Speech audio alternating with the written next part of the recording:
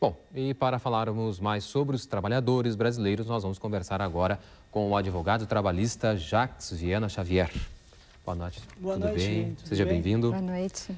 Como é que o senhor analisa esse pedido que nós tivemos aí na reportagem de manifestação de redução da jornada de trabalho para 40 horas? Olha, nós poderíamos colocar aí que, verificando, os dois lados têm opiniões muito divergentes, né? As centrais sindicais colocam que isso traria um benefício de geração de emprego, né? Enquanto isso é contestado por parte dos empresários, né?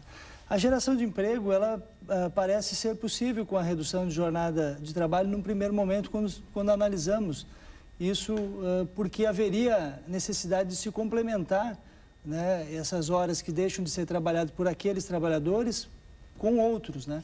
Mas, historicamente, a gente verifica também que os trabalhadores eles têm a necessidade de aumentar o salário. Então, há uma tendência de talvez não se contratar empregados e sim se colocar os mesmos para se fazer hora extra, né? Então, essas 4 horas poderiam virar horas extras, o que faria com que o salário aumentasse, sem necessariamente haver uma geração de empregos no montante em que as centrais estão colocando que poderia haver. Eles falam em 2,5 milhões de novos empregos, né, quando na verdade talvez essas 4 horas de redução não significariam esta quantidade de emprego e sim, provavelmente, alguns empregados optariam em trabalhar essas 4 como horas extras, né? Poderíamos citar exemplos de empresas pequenas que tenham poucos funcionários, né? Eles não teriam, que abrem somente aos sábados, das 8 ao meio-dia, eles não teriam como colocar um empregado para fazer aquele sábado. Provavelmente, os empregados que já trabalhariam durante a semana seguiriam trabalhando no sábado e aquelas 4 horas seriam extras com os adicionais legais, né? Uma outra bandeira de luta hoje que se mostrou na marcha é a questão da saúde do trabalhador.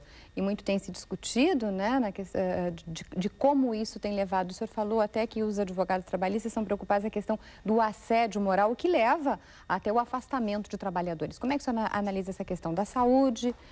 Sim, porque há é claro que o trabalhador brasileiro ele tem uma remuneração baixa se comparados a outros países, né?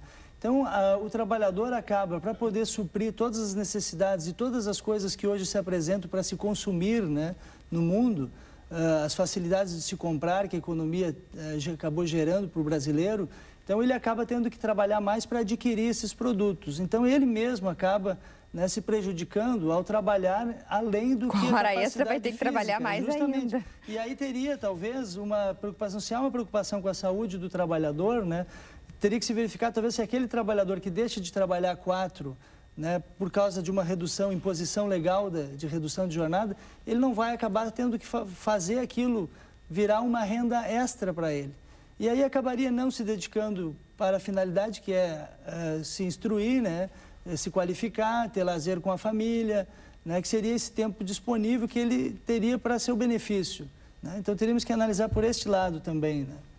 E a questão das relações trabalhistas, como é que o senhor prevê nesse sentido até a questão da assédio moral e tudo mais? Pois é, as centrais sindicais colocam que isso seria bom se fosse dessa maneira por imposição legal, enquanto vimos aí na reportagem que as federações da indústria e do comércio entendem que, representantes dos empresários entendem que isso deveria ser feito por acordo coletivo, né?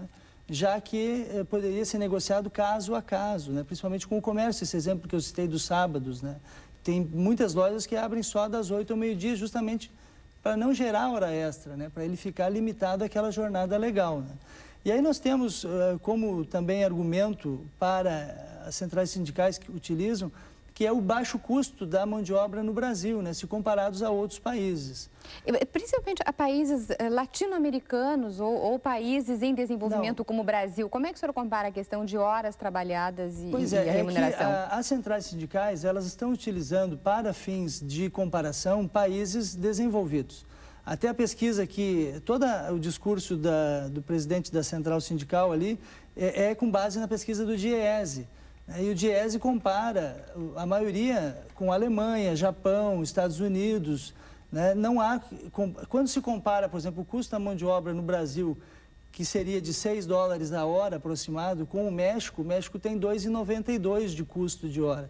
Então, um acréscimo na nossa mão de obra, segundo os empresários, né, de acréscimo de valores que essa proposta geraria, tornaríamos menos competitivos em relação ao México, por exemplo. Mas na pesquisa nem se fala em Índia e China, né, que em comparação seriam países que o custo da mão de obra seria menor do que $1 a hora, talvez 50 centavos a hora. E nós, na verdade, estamos competindo talvez muito mais com Índia e China do que com Japão e Alemanha nos nossos produtos, né? Mas temos leis mais avançadas, pelo menos, que eles, né? Que protege o trabalhador, claro. Né? Ainda bem, né? Advogado trabalhista Jacques Viana Xavier, muito obrigado pela participação aqui. Não, com certeza, agradeço também. Uma boa noite. E que eles cheguem, né, a um consenso aí para beneficiar ambos os lados, né? Porque as divergências são muito grandes, né? Claro. Então tem que ter um consenso nesse sentido. Obrigada e bom feriado do Dia do Trabalhador. Obrigado, bom feriado. Vamos descansar. Né? Obrigado.